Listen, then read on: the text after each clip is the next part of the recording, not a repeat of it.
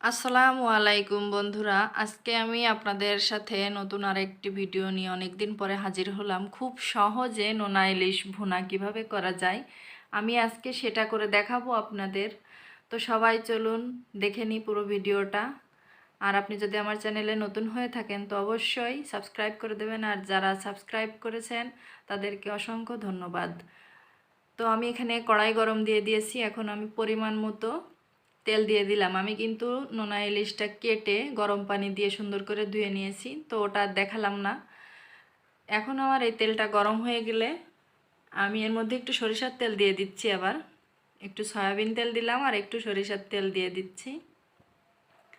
আপনারা কিভাবে রান্না করেন অবশ্যই কমেন্ট বক্সে লিখে যাবেন, আর আমার রান্নাটা কেমন হলো সেটাও জানাতে ভুলবেন না, আর অবশ্যই লাইক করে দিবেন, ঠিক আছে?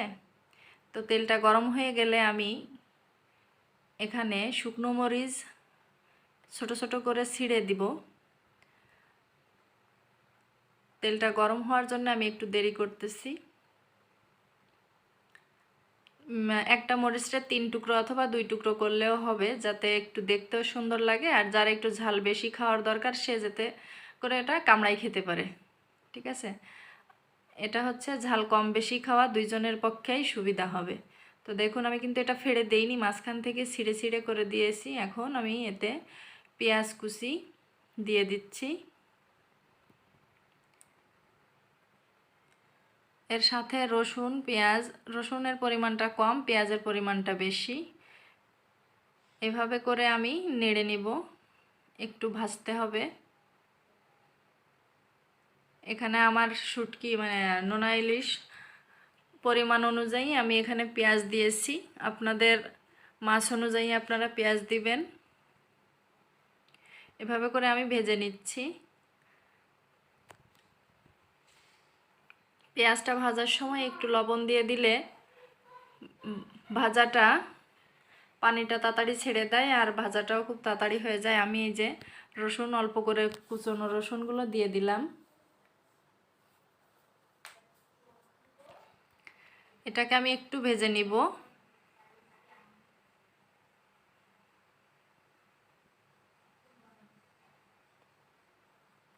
এভাবে করে ভেজে নিয়েছি।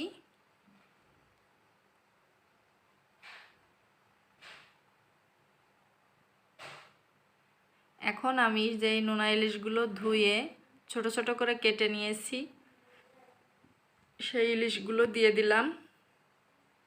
ইলিশটা কিন্তু ভালো করে গরম পানি দিয়ে অনেকবার ধুতে হবে, তা না ধুলে এটাতে কিন্তু লবণ দেওয়া লাগে না, যার জন্য আমি এটাতে লবণ দেইনি, ঠিক আছে? অন্য সময় যদি আপনারা পেঁয়াজ ভাজেন তখন একটু লবণ দিলে তাহলে পানিটা ছেড়ে দিবে। আর আমার এখানে ইলিশের এমনিতেই নোনা, আর আমি আলাদা করে কোনো লবণ ব্যবহার করিনি।